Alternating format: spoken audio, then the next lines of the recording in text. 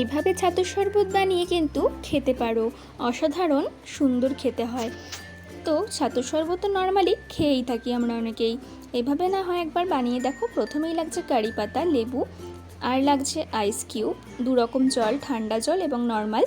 আমি একটা বোলের মধ্যে দু রকমের জল দিয়ে তার মধ্যে 6 চামচ ছাতু দিয়ে ভালো করে নেড়ে তার মধ্যে 2 চামচ বিট লবণ দিয়ে ভালো করে গুলে গোটা লেবুর রসটা দিয়ে ভালো করে নেড়ে যে একটা ফোড়ন তৈরি করে নিয়েছিলাম।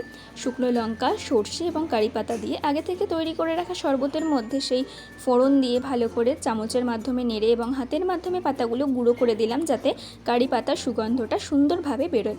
আর দিয়ে দিলাম কয়েকটা আইস কিউব দিয়ে ভালো করে নেড়ে চেড়ে এবার একটা গ্লাসের মধ্যে সার্ভ করে নেব। তার জন্য প্রথমেই দিয়ে দিলাম কয়েক টুকরো বরফ।